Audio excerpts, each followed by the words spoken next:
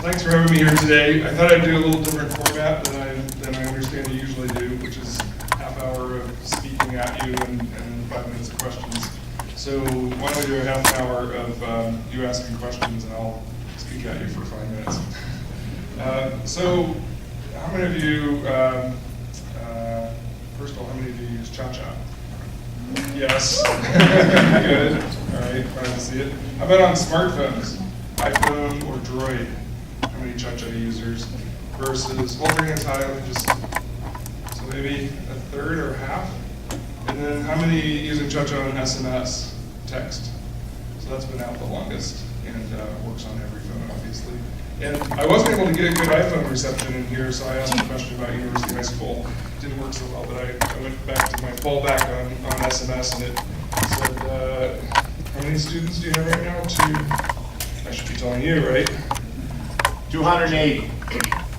Let's see if Cha-Cha got it right. How many? 280. 278, sorry. It may have changed. Yeah. Right. Yeah, is that the Wikipedia number? Yeah, that's probably where the guy got it. And the high school typically has 100% college placement for its students. Sounds like something off the homepage. But anyway, guides, we have tens of thousands of guides around the country. Most of them are in college, in their dorm rooms, answering these questions in real time. This particular answer, I'm gonna have to go back and yell at some people because it took like 6 minutes. But it's supposed to answer the question within 30 seconds to 2 minutes. So if you don't use it, it's text 242-242 or download the free iPhone app, the free Droid app, and feel free to do it while I'm talking, even though the teacher's telling you not to do that. And try it out. You don't have cell phone blockers in here, do you? Cell phones work? Because I was having trouble. One of them got through, but the other one didn't. So. All right, well, so this is really going to be your talk, and there's a lot of things that I've done over the last 20 years, maybe a little longer than 20 years.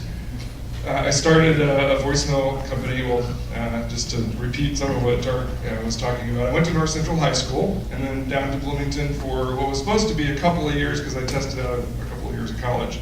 So you'd think I'd be out in 2 years and on to med school.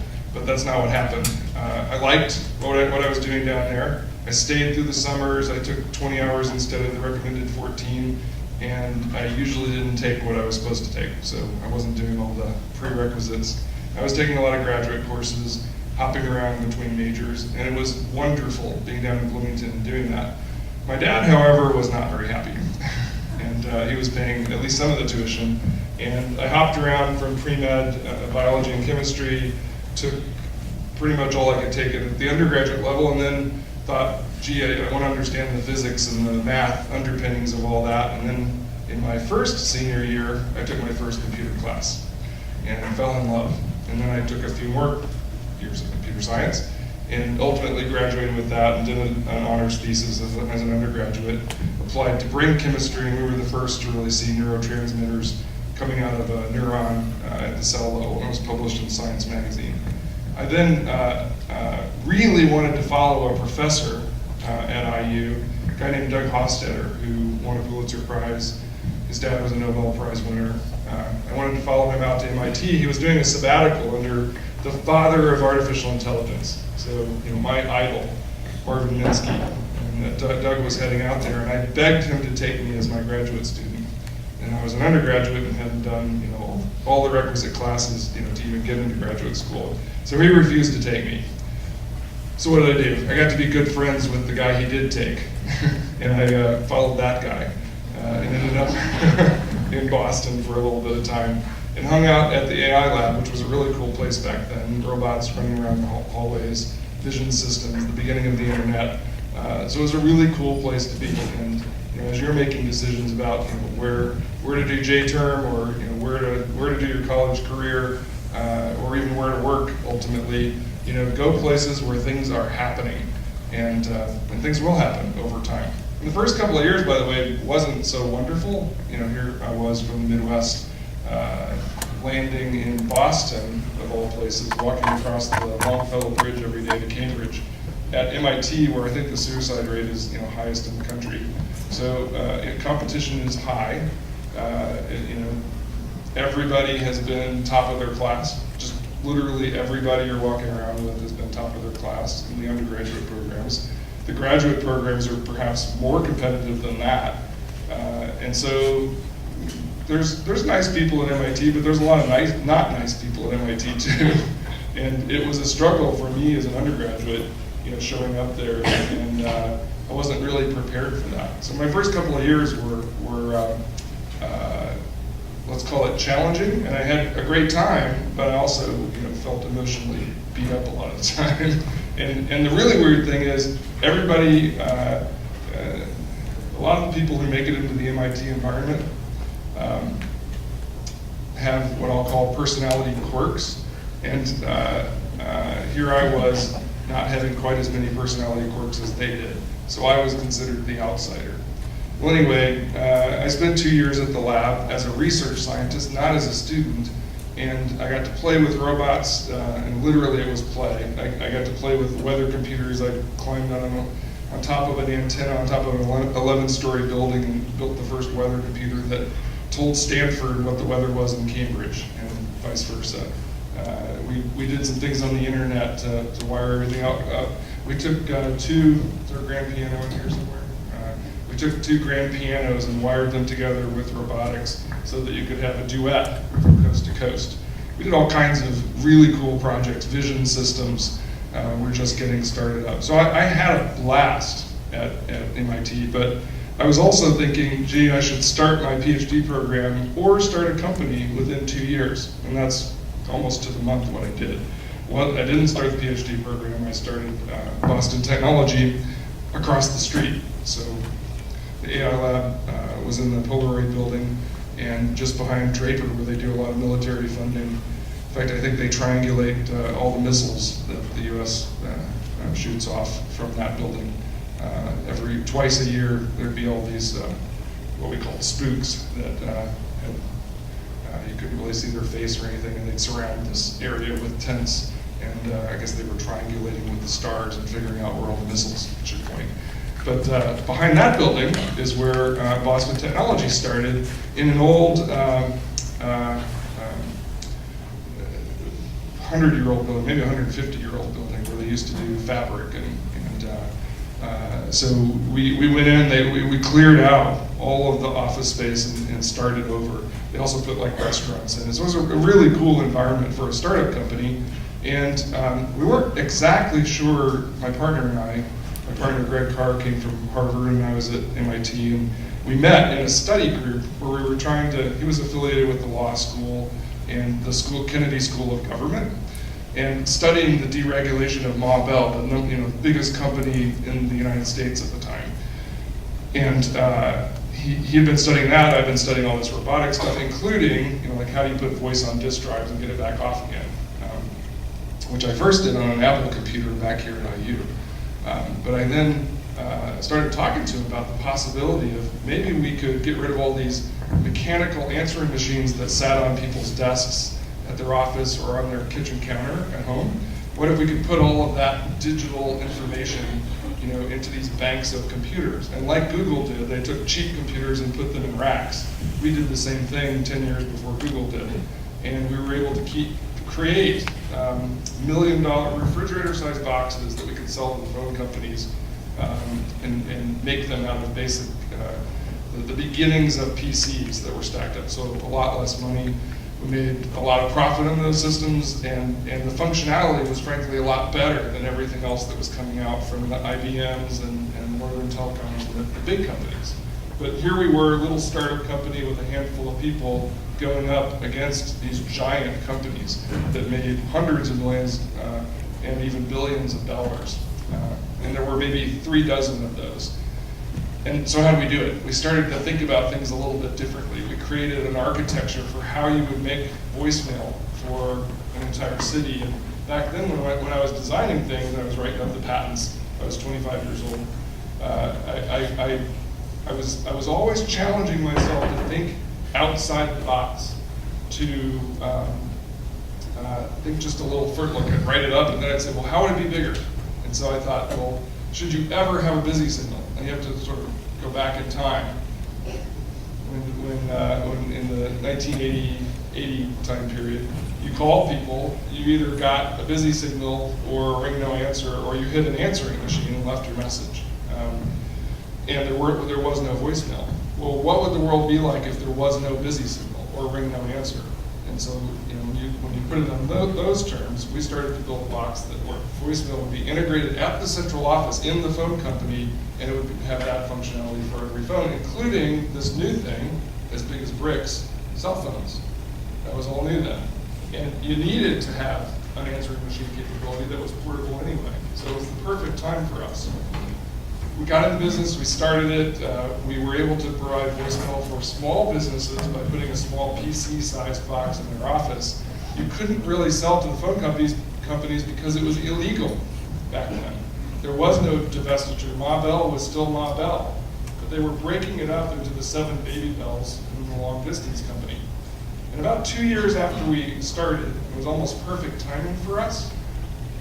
We woke up to headlines in the morning on Wall Street Journal that said, Bell companies can be in the business of email, fax, and voicemail. And we had a technology that we'd been working on for about 18 months that was really dialed in. It worked really well.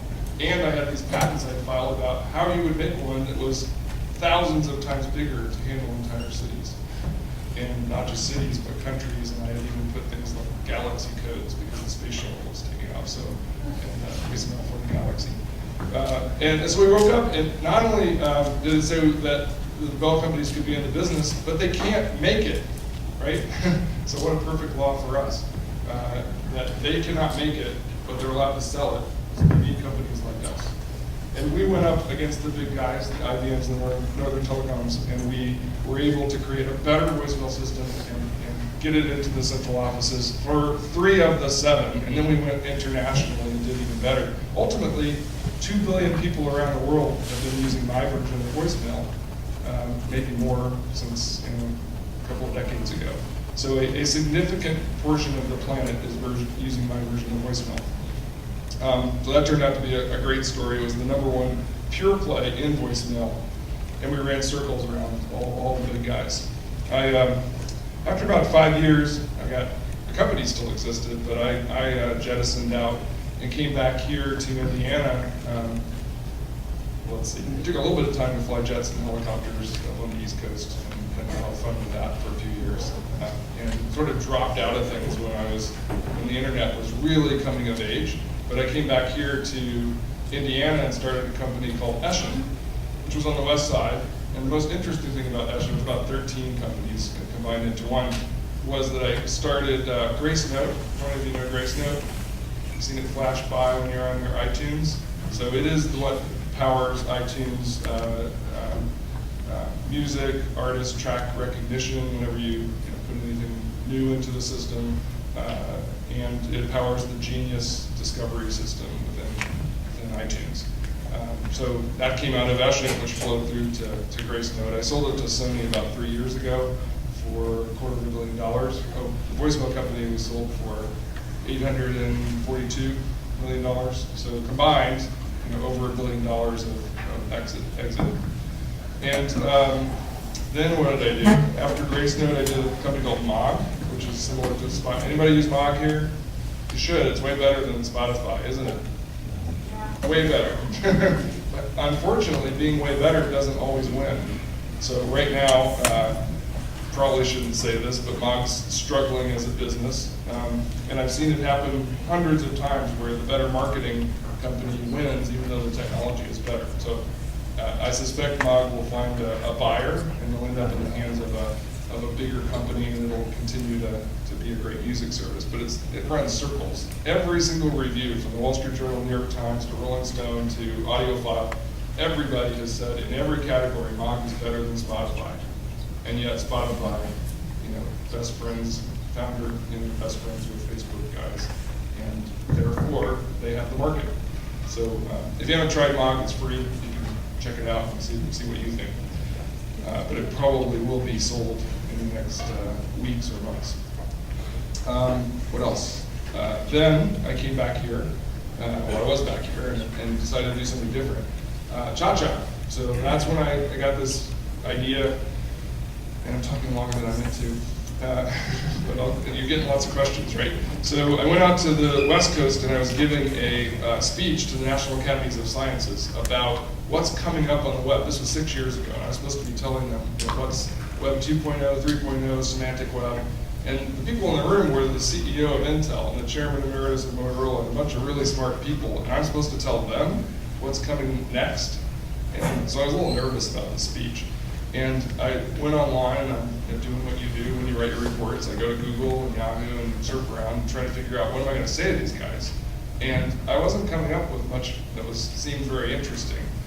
So I quit that, and I started calling my friends, my chief technology officer at my companies, my venture capital guys, the partners who see new deals, and I said, what are you seeing that's interesting? And they told me really interesting things within seconds. And they said, oh, and by the way, go to this website. Within 30 seconds, they would all say that. And I thought, well, why didn't Google tell me that? Right? If I'm doing my research, Google should help me with these things. And that was the spark. That was the thing that said, wow, Cha-Cha could be that smart friend that answers your question about anything. Now, I know the things you're asking may not always be the most intelligent. Well, we get a lot of questions that are all over the map.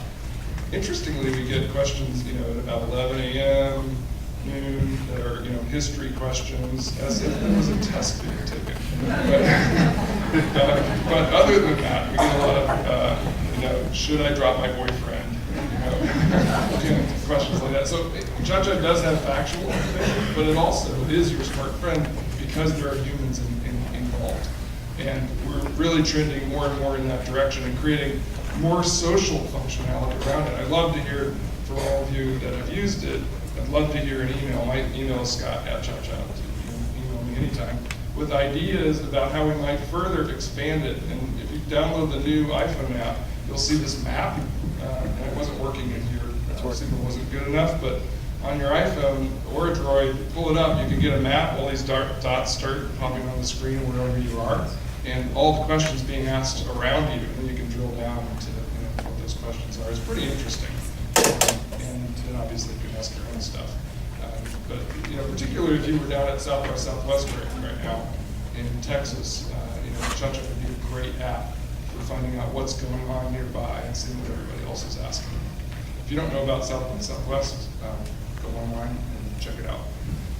It's where Twitter was announced, Foursquare. It's sort of a hotbed of technological activity. All right, so I've covered enough ground that I should open the floor to questions. Got anything?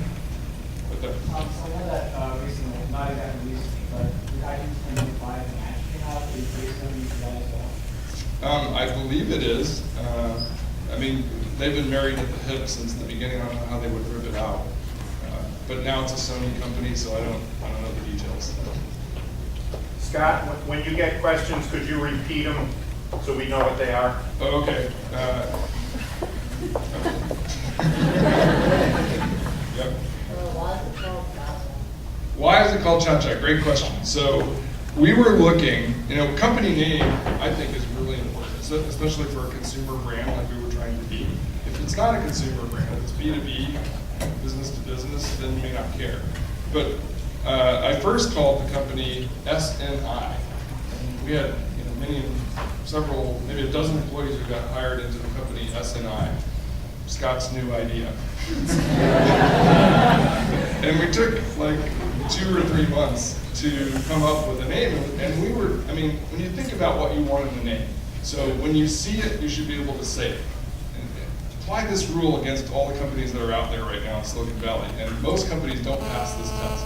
When you see it, you can say it. When you hear it, you can spell it. And most importantly, when you hear it, you don't ever forget it. Right? So most names don't pass that test. And you needed to be able to get a URL, for a decent price. At a time, that month, when I was trying to come up with a name, Sex.com sold for $12 million. And so, finding a name that we could actually afford, felt like it just wasn't going to happen.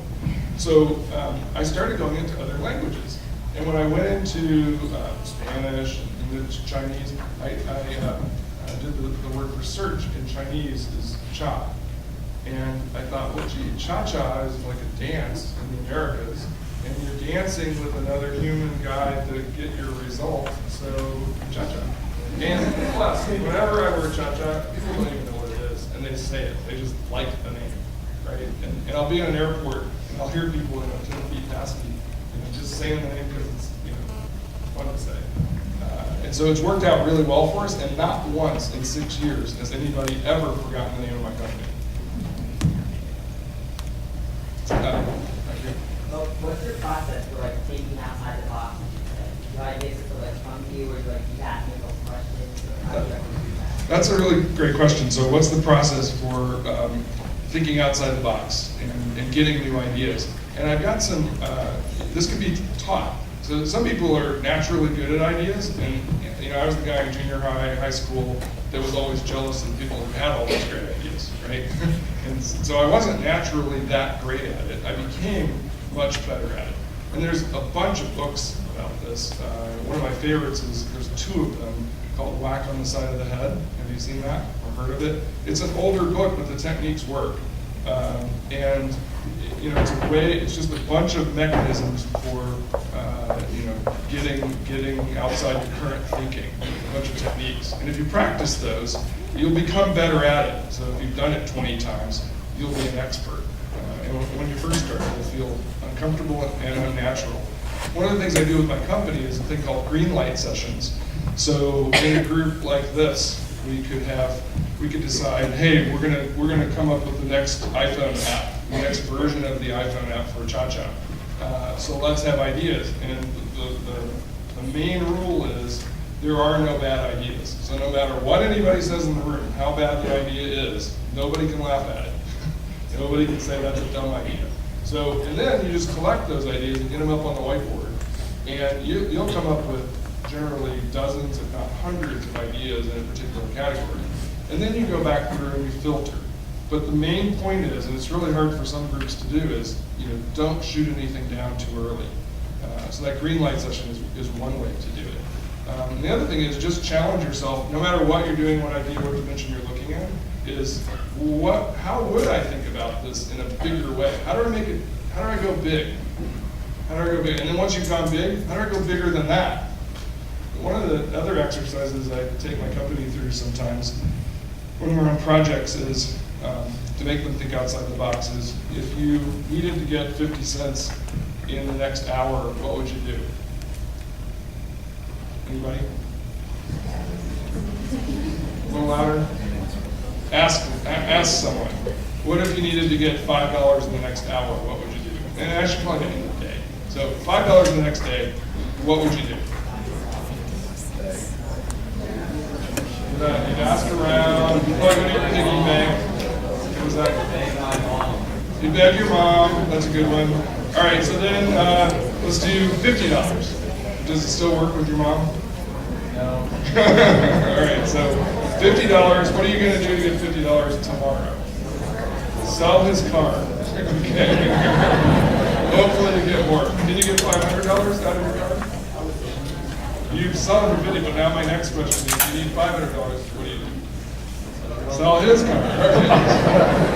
All right, good. Well, so you continue this exercise, and then you get up to $5 million. What are you going to do? Tomorrow, $5 million. Rob a bank, rob Fort Knox. So it forces you, when you ask the question, it forces you to think, obviously you have to break laws and whatever, to get some of those things done, but it forces you to think outside the normal boundary lines. And those are great techniques when you're thinking about business or technology or practically anything. Another question maybe from up at this section? Yeah, right here. So how do you answer the talk about questions? Because I did a test a couple years ago, and I texted the same question, and I got 5 different answers. I'm schizophrenic.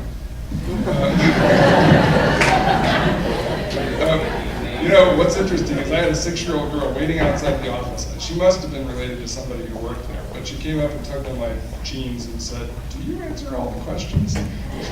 We answer 3 million questions a day. We just answered our 2 billionth question 2 days ago. So the answer is we have college students, we have working home moms and dads, we have retired people. We also have this massive, the most massive database of Q&A in the world. So 100, 2 million, how many do we have, Doug? Question and answer pairs, probably 2.5 billion. Yeah, so I used to say 100 million, but Yeah. there's a lot more now. So we try to automate it. So 50 to 60% of the time, we will give you an automated answer. And most of the time, you won't know that. Other times, you'll know absolutely it's a dumb computer answering the question. We're trying to get that algorithm better. Then there's about 30 to 40% of the time that we send it to what we call an expediter guy or a vetter who quickly looks into the database and says, oh, well, this is asked a little differently, but we have the answer, and then they'll serve that up. And then the other couple of percent of the time is when we'll go to a specialist or a generalist who has to go look it up. And in each of those cases, though, you could get a different answer. Were any of them right? No. That was what I was afraid of. So we've been tuning our algorithms to make it be better, and we've been doing, are you familiar with Siri on iPhone? So do you like it? Yeah. Do you like it for like calendar and contacts stuff on your phone, or do you like it for finding stuff on the web? I couldn't really hear it, but what I find is it doesn't do a very good job going out on the web. So there's another version of Siri for the Droid, which is Siri spelled backwards, is Iris. And we're answering about 250,000 questions a day. We just started this 2 months ago. We're answering 250,000 questions a day, and our answers are significantly better than what, if you do an A/B head-to-head test between Siri and Iris, Iris is stacking up better. So we are constantly working, if anyone want to come work for us in China, constantly working on that quality issue and making sure that you're getting, I mean, what you were asking was a factual question, right? Yeah. Yeah, so we should have gotten an answer, and it should have been right. So we're working around the clock to be able to do that. So I'd be interested in trying again, same question, and see what you come back with. Because it does change over time, and also we have these dials and quality knobs. Depending on how much money we have to spend on quality, it will shove quality into the equation, which usually means automating less and sending more to humans, which costs money. And when we do that, and we can do it differently depending on what platform, like what kind of phone do you use now? I'm Evo. Is that a Droid? Yeah. It is? So if you do the Droid app, you should get very high quality on those answers. So I'd be interested to see if you get a really good answer that gets you an A on the test. We just released the new Droid app 2 days ago. Yeah, with the map and everything. Yeah, so try it out. Yeah, back here. Galaxia lighting. He was asking, am I still doing Galaxia lighting? He's sort of. So, many of you have driven by our gates that have the lights. How many people have driven by those gates? It's only a few blocks away. This year we didn't do the video. We still have it, but we've been doing it so many years in a row, I just decided to do something different this year. So we still had the snowfall lights up in the trees, but we took down the video. And I'd say that company's on the back burner right now, trying to figure out what to do with it. So the technology works, and the technology is pretty cool. You can take a string of Christmas lights and throw it anywhere. So throw it on a chair, throw it on a bush, throw it up on a gate or a fence, and it automatically maps in real time, geospatially. So now all the lights are known, like where they are, even though you randomly threw them up there. And then you can send video images to it. That's what we were doing. So you can send, put these lights on your Christmas tree and then have pictures of your family swirling around the tree automatically. So that was one of my inventions, and it feels like a cool invention, but where's the market at the price point where we had to be at, because it takes some computers to sort of drive that. So our normal strand of Christmas lights cost $10 or something. Our strand of Christmas lights cost like $1,000. So it's cool, but there's no market. And what we were really looking at was maybe going pro with it, the professional market. Like in the Super Bowl, they have those guys dancing around with lights on them. Well, with my version, we could have had, images, movies, swirling around their body. But it's on that burner. Yes? As far as your accomplishments go, what would you say you're most proud of, or your favorite? Cha-Cha is my favorite, but Cha-Cha can run circles around Google and can ultimately be a bigger than Google company. So it's absolutely my favorite. I mean, imagine that you could ask basically a smart friend about anything, no matter where you are in the world. And that's the vision, that you'd be able to do that. You could ask, hey, how many people are over at this restaurant? How many people are in line? Can I get a reservation? Once I get there, what should I order on the menu? And oh, by the way, how much sodium is in the pad thai? So, I mean, Andy, you can get advice, you can get facts. So the Cha-Cha vision is huge, and it transforms the world because basically it creates the collective mind. And so that's my favorite. That's why I leave out of bed every morning and go to Cha-Cha every day. And what's interesting about Cha-Cha, by the way, we have maybe one of the most active intern programs in the state for both high school and college students. And I'll tell you another story about that in a minute. But if you show up in Cha-Cha in the app, particularly in the 3 to 5 p.m. time frame, I mean, it's like a Wall Street trading floor. There is so much buzz happening at Cha-Cha. It's a really cool environment. So if you ever want to come visit, it's a great working environment. And we're doing things that in some ways run circles around what they're doing in Silicon Valley, right here in Indiana. What's the time check? What time? 10:40. Next period? 10:40 is the end. Okay, good. All right, question. Yes, not really. I asked Josh Yeah, there you go. So he asked, what can I do to get $50 by tomorrow to Cha-Cha? And they said, sell items on eBay or Craigslist. So, not a bad answer. Yep. Good morning, Mr. Donald. Morning. My question is, so I know that Cha-Cha is a pre-search engine, right? Yeah, Q&A engine, yep. Now, my question is, as far as economic support goes, who are your main sponsors? Because it is pre-search engine, where do you use economic support? Okay. First of all, let me distinguish Q&A from search. So search, you on your desktop, or worse yet, on your mobile phone, you put in a few keywords, 1, 2, 3 keywords or something, and you get a million results dumped in your lap, which is not a happy. I don't find it to be a happy experience on my mobile phone, especially when I'm driving. I'm not supposed to be doing that anyway. So.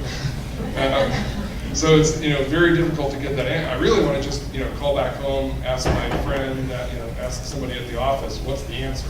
So there's a big distinction between search and Q&A.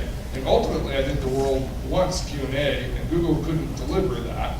And that's not to say I don't use Google all day long. I do, but I do it for things like research, and I'm sitting at my desktop, and I have high visual bandwidth. Google monetized that experience by interspersing ads into their millions of search results. And they've done a lot of other things too, but that was sort of the primary thing, and they figured out how to get good information in front of you much of the time, but not for that time I was writing my speech, by you doing things like PageRank.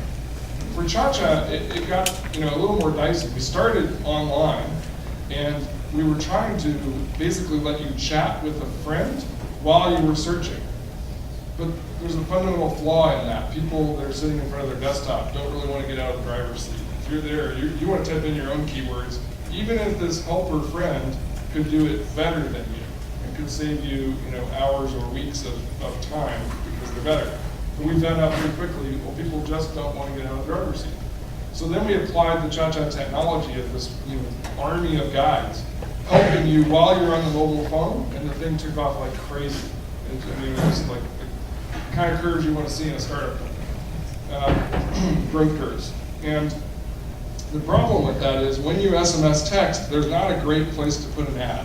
And so what we do is while you're waiting for the answer, you probably got an ad, you get that back right away. Hey, we're working on your question. Here's a word from our sponsor. And then they pay for that. They might pay a penny for that. And then we get another opportunity when we give you the answer. At the end of the answer, we get sort of a half payload in order to put in an ad. And so we get paid another half a penny to a penny. That's okay monetization. It's not great though if you had to have a guide answer that question and you paid the guide 10 or 20 cents or more, and you only got paid a penny or two, that's upside down, and the economics don't work. Well, it turned out that we scaled up our business with those upside down economics, as stupid as it may sound. So we were basically digging our hole deeper every time we would answer a question. But we knew we had a valuable service. The thing that many businesses aren't able to do is create a product that people want to come back to, and more importantly, that they want to tell their friends about. Well, we did that. And even though we were losing money really fast, we created a product that people loved, and they told their friends about it. And they had, pull their friend out at dinner, and they get a funny answer, and they say, try this, and then everybody does, right? So that's the thing that you want to find, no matter how much it's costing you. And then you got to figure out how you're going to make money. And so that's when we've gone to other things. We weren't first exposing that content online. Well, then we started to, every time something got answered on the SMS, we would put it online within seconds. And then Google's search engine, Bing search engine, Yahoo would point to that content. They would crawl our pages, see that rich content that was happening in real time. And when Whitney Houston died, we had questions coming in all over the place from SMS. We put those online, and we were the source of information on the web. And so Google started pointing to us and sending traffic our way. And now we put some ads on the side of the page, and that monetized really well. And so then we can take that question where we lost, a dime or 20 cents, and then we can monetize it, $20 at a time, because we're getting millions of people coming to those web pages. So that was an example of, don't necessarily give up just because you're underwater. Pay attention to what really matters. And what really mattered in that situation is engagement, that somebody really cared about this service. And then you can take that content and figure out how you're going to monetize it in other ways. I'll tell you another story real quick. We had high school students, mostly from North Central. I don't know, was there anybody working at Chepstow this summer? So most of them are from North Central or from Tudor. Not sure why you guys were missing out, but they created some content and worked with us on a program. At the time, didn't perform as well as we would have liked. So we set goals every day in terms of what we were trying to do with this group of about 20 high school kids. It wasn't working out in the moment, but the things we explored and the things we learned last summer are now paying us anywhere from $10,000 to $50,000 a day. So $300,000 to, actually we were up to $200,000 one day, which is $6 million a month. Pardon? Twitter project. Yeah, it was the Twitter project. And so, some of the things that we're doing in our intern programs are really exciting, and they have huge impact. And we have been able to figure out paths of monetization that we're using, just 6-9 months later. It's time for one more question. Go back there. Can you talk something about your remote control car? Sure. So I went out to the Mojave Desert, camped out with a team of, well, first of all, next to the house that has the lights, my house, there's a yellow house, just one house to the east. And that's where I incubate companies. So Cha-Cha incubated there, and Galaxia incubated there, and the robot team. Now, it started as a robot team that was collaborative with IU and Purdue, and we created a 6,000-pound Jeep Rubicon robot that had no driver and no remote control, and it had to find its way through the Mojave Desert, 150 miles, not fall off the road, run into the rocks, be able to tell the difference between a tumbleweed and a rock. Notice that there's a cow crossing the road. And so we created this technology right here, out of the yellow house, and I've got a field just north of my property. It was 40 acres, and we dug a big trench 10 feet deep around it so that the robot wouldn't get loose in the neighborhood. And it almost did once. Well, because we had a safety driver in front, so nobody drives it, right? But we would put a human safety driver in the front seat, and they had what's a push button that you have to hold down. It's called a dead man switch, and meaning, well, sort of obvious. If he's dead, then he lets go and it stops the car. So anyway, he was so tired of holding his dead man switch that he duct taped it, kept the button down, and set it on the windshield, and then it started to rain. Well, the rain caused slippage in the wheels, and it wasn't registering back to the robot. We had 40 laptops in the back of the Jeep Rubicon. that were monitoring, where to drive next. And this rain screwed up the algorithm, and so, he sort of side plowed into the trees north of our property. So thankfully, it wasn't too fast and he survived, but anyway, that's where we were testing. Then we were testing, but we had 40 people who'd show up at this house every Saturday, and they worked through the week too, but it just wasn't going fast enough. And I said, team, we're not gonna make the race. DARPA's paying $2 million for us to win, somebody's gonna win this $2 million. So, let's pick up our operation, let's get a trailer, let's get tents, and we moved ourselves to the Mojave Desert to do whatever it freaking takes to make a robot that can do the mission. So we did that. So did Stanford, so did Carnegie Mellon. We all got out there and ran the race. We were the one in Scientific American on fire because our catalytic converter got up on top of a hay bale as part of the qualification run, and immersed our robot in flames. However, DARPA, the military, came to us and said, gee, you have built things that nobody else here, of the 40 teams, you guys have done some really cool things. We extracted those cool things, and we built a golf greens robot. And in Florida, go to YouTube and search RG3, there it is. But go to the YouTube videos, not just this part, go to YouTube.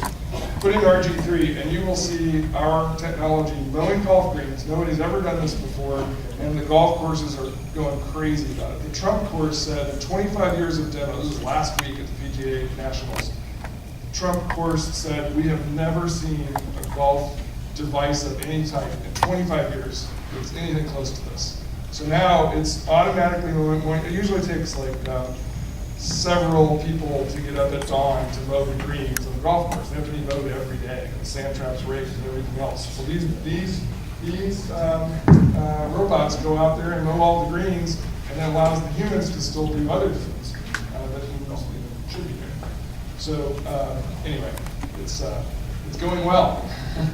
So the one thing I'll leave you with is I brought, I didn't know if anybody asked me, books to read, and since I know you get assignments, out of the great books, and I know Chuck is heading to that right now with the Iliad, and these are books you might not hear about at school, but in my career, they've been some of the most helpful books that I've read, and I started at your age, maybe in junior high school.